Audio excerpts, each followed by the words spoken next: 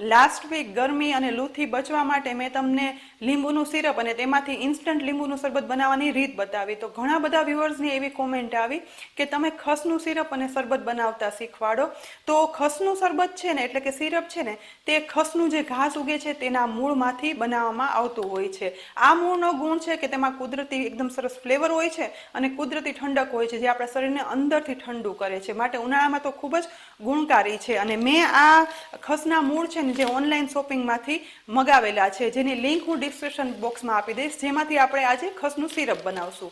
પરંતુ ના ખબર હોય તો કહું કે ભારતમાં વર્ષોથી આ ખસનો ઉપયોગ થતો આવ્યો છે સરસ પરફ્યુમ અને અત્તર બનાવવા માટે, કારણ કે એકદમ ફ્લેવરફુલ નેચરલ ફ્લેવર હોય છે. તેની સાથે તેનો ઠંડકનો ગુણ છે ને, એટલે વર્ષો પહેલાં તમે જોશો ને તો જૂના ઘરોમાં ખસના આખા કર્ટેન એટલે કે પડદા લગાવવામાં આવતા, જે ઉનાળામાં પાણીમાં બોળી અને લગાવવામાં આવે ને તો ઘરમાં એસી જેવી ઠંડક આપે છે. વચ્ચે તે જતા રહ્યા, પણ અત્યારે પાછા આ પડદા ટ્રેન્ડિંગ છે. એસીનો આપણે ઉપયોગ ઓછો કરીએ એના માટે. પરંતુ આજે આપણે આ ખસના મૂળમાંથી તેનું સિરપ બનાવીએ, જે ઉનાળા માટે ખૂબ જ ગુણકારી છે.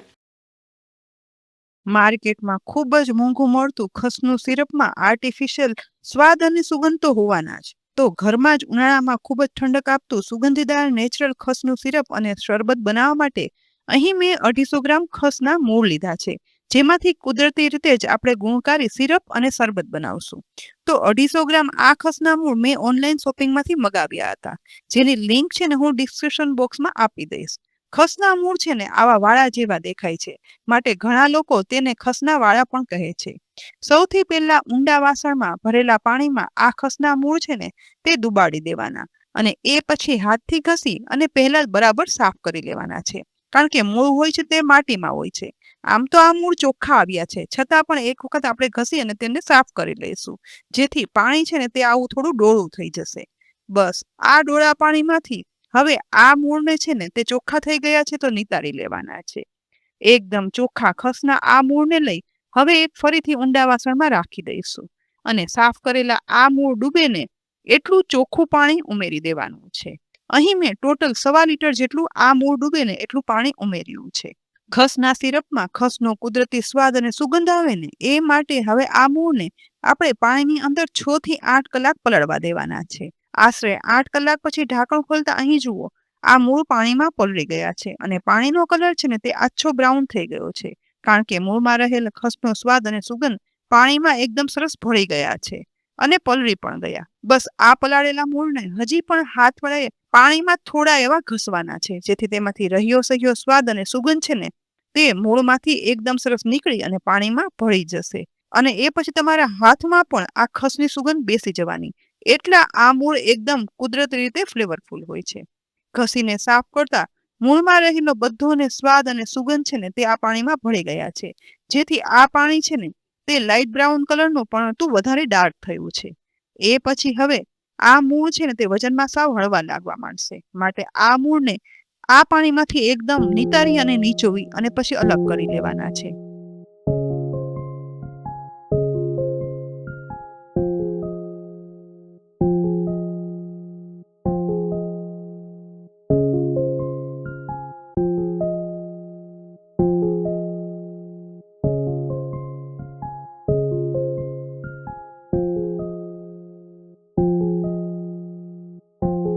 ધીમે ધીમે કરતા મેં બધા જ મૂળને પાણીમાંથી નીચોવી અને અલગ કરી લીધા છે. અને આ બ્રાઉન થયેલા પાણીમાંથી ખસના ગુણોથી ભરપૂર એકદમ કુદરતી સુગંધીદાર અને સ્વાદિષ્ટ ખસનું સિરપ બનાવવા માટે ગેસ ચાલુ કરી મીડિયમ ફ્લેમ પર આ ખસના પાણીવાળી કઢાઈ છે ને તે રાખી દઈશ.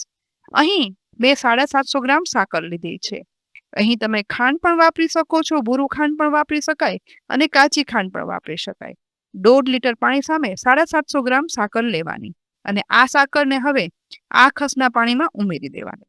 સતત ચલાવતા જઈ અને ગેસની ફ્લેમ મીડિયમ રાખી સાકરને પાણીમાં ઓગળવા દેવાની છે. જેમ જેમ બધું ગરમ થતું જશે ને અને ચલાવતા જઈશું ને તેમ સાકર છે ને તે પાણીમાં ઓગળવા લાગશે. ધીમે ધીમે કરી 2 થી 3 મિનિટમાં બધી સાકર છે ને તે પાણીમાં ઓગળી ગઈ. આ ખસના પાણીમાંથી આપણે સિરપ બનાવવાનું છે, માટે આ મિશ્રણની ચાસણી બનવી જરૂરી છે. તો ગેસની ફ્લેમ મીડિયમ જ રાખી અને આ મિશ્રણને ઉકળવા દેવાનું. વચ્ચે જરૂર પડે ને ત્યારે થોડી થોડી વખત ચલાવતા જવાનું. અને જેમ જેમ આ મિશ્રણ છે ને તે ઉકળતું જશે ને તેમ ખસની કુદરતી સુગંધ આખા ઘરમાં ફેલાતી જશે. એટલે બધાને ખ્યાલ આવશે કે નેચરલ ખસના મૂળમાંથી જ આ ફ્લેવરફુલ શરબત બની રહ્યું છે. ટોટલ 10 થી 11 મિનિટ સુધી ઉકળ્યા પછી આ મિશ્રણ જુઓ ઉકળી અને ક્વોન્ટિટીમાં અડધું થયું છે અને એકદમ ઘાટું થઈ ગયું છે. એટલે કે આપણે જોઈએ છે ને તેવી ચાસણી ચેક કરવા માટે આ મિશ્રણમાંથી થોડું એવું મિશ્રણ હાથમાં લઈ અંગૂઠા અને આંગળી વચ્ચે ચેક કરતા જુઓ. આ મિશ્રણમાંથી આખો તાર બની અને તૂટી જાય છે અને અડધા તારથી વધારે ચાસણી બની અને તૈયાર થઈ છે. ખસનું સિરપ મહિનાઓ સાચવવા માટે બસ આવી અડધા તારથી થોડી એવી વધારે ચાસણી બનાવવાની. તો આ ચાસણી છે ને તેમાં ખાંડ પણ નહીં થાય અને આ લિક્વિડ ચાસણી નોર્મલ રૂમ ટેમ્પરેચર પર 5 થી 6 મહિના સુધી સાચવી શકાય છે. ખસનું બનેલું આ સિરપ છે તેમાં નેચરલ સ્વાદ અને સુગંધ તો છે, પરંતુ બજારમાં મળતું ખસનું સિરપ છે ને તે આપણને બધાને ખબર છે કે ગ્રીન કલરનું હોય છે. તો અહીં હું આ સિરપની અંદર અડધી ટીસ્પૂન ગ્રીન ફૂડ કલર ઉમેરીશ અને તેને પણ બરાબર ચલાવી અને મિક્સ કરી દઈશ, જેથી ખસનું નેચરલ ફ્લેવર અને સ્વાદ સાથે બનેલું શરબત એકદમ બજાર જેવું ગ્રીન કલરનું બની અને તૈયાર થાય. બસ બરાબર મિક્સ કર્યા પછી હજી તો આ ચાસણી ગરમ છે, તો આ સિરપને ઠંડુ થવા માટે 1 થી 1.5 કલાક એમ જ રાખી દઈશું. આશરે 1.5 કલાક પછી અહીં આ મિશ્રણ સાવ ઠંડુ થઈ ગયું છે.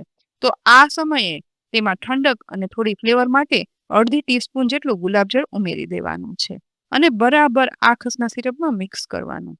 હવે આ સમયે એક ઊંડા બોલ પર ગળણી રાખી તેમાં આ ગ્રીન ખસનું સિરપ છે ને તે ઉમેરી અને ગાળી લેવાનું, જેથી રહ્યા સયા ખસના મૂળના છોડા હોય ને તો તે પણ અલગ થઈ જાય અને ગળાયા પછી નીચે જુઓ એકદમ સ્મૂથ અને એકદમ ખસની નેચરલ ફ્લેવર અને સ્વાદ સાથે બનેલું તૈયાર થઈ ગયું છે ખસનું સિરપ. આ ખસના સિરપને કાચની એરટાઇટ બોટલમાં ભરી અને રાખી દેવાનું. તો નોર્મલ રૂમ ટેમ્પરેચર પર તે 5 થી 6 મહિના સુધી એવી સ્વાદ અને સુગંધ જળવાય અને સારું રહે છે અને ફ્રીઝમાં તો તે 1 વર્ષ સુધી સાચવી શકાય છે. બસ આ ખસના સિરપમાંથી તમે પાણીમાં શરબત બનાવો, સોડામાં બનાવો કે પછી દૂધમાં, ગમે તે રીતે ખસના શરબતનો આનંદ મેળવી શકાય છે. અહીં આ માપ પ્રમાણે મેં બધી વસ્તુ લીધી ને તો 750 ml જેટલું સિરપ બની અને તૈયાર થયું. એટલે મારે અહીં 2 બોટલ ભરાણી છે. હવે આ સિરપમાંથી આપણે દૂધમાં અને પાણીમાં એમ 2 પ્રકારના શરબત બનાવીએ.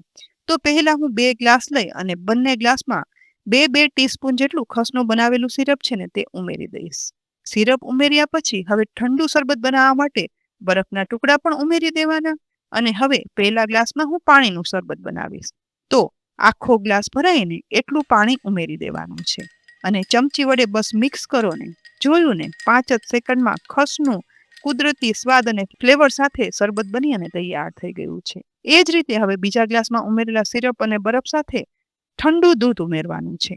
આખો ગ્લાસ ભરાઈ જાય એટલું દૂધ ઉમેરાઈ જાય ને એ પછી ચમચી વડે ચલાવી અને મિક્સ કરો એટલે 5 જ સેકન્ડમાં દૂધવાળું ખસનું શરબત તૈયાર છે. આ જ રીતે સોડામાં પણ તમે ખસનું શરબત બનાવી શકો છો. નેચરલ ખસના મૂળમાંથી જ બનતું આ ફ્લેવરફુલ શરબત કોઈ પણ રીતે બનાવી દો અને રાખી દો ને, ના આર્ટિફિશિયલ સ્વાદ કે ના આર્ટિફિશિયલ ફ્લેવર, કુદરતી સ્વાદ અને સુગંધ સાથે બનેલું આ ખાસનું શરબત તમે ઘરે તો ક્યારેય નહીં બનાવ્યું હોય. તો આજે જ આ મૂળમાંથી ખસનું શરબત બનાવી અને રાખી દો. શરીરમાં અંદર સુધી કુદરતી ઠંડક બનશે અને સ્વાદમાં તો એવું ને કે તમે બજારનું તો ક્યારેય લેશો જ નહીં. તો ફ્રેન્ડ્સ, આ તમારી જ રિક્વાયરમેન્ટ પર મેં ખસના મૂળમાંથી બનતું ખસનું સિરપ અને શરબત બનાવવાની રીત બતાવી. તમને આ રેસીપી ચોક્કસ ગમશે તો બનાવી લેજો અને સાથે જ કહેજો કે આ રેસીપી કેવી લાગી. ઉપયોગી જ રેસીપી છે માટે અમારી ચેનલને સબસ્ક્રાઇબ કરી લેજો. અમારા ફેસબુક પેજ અને ઇન્સ્ટાગ્રામ પેજને પણ સાથે ફોલો કરી લેજો, જેથી આવનારી દરેક રેસીપીના અપડેટ્સ તમને સૌથી પહેલા મળે. આવતીકાલે ફરીથી મળશું એક નવી રેસીપી સાથે. ત્યાં સુધી આવજો.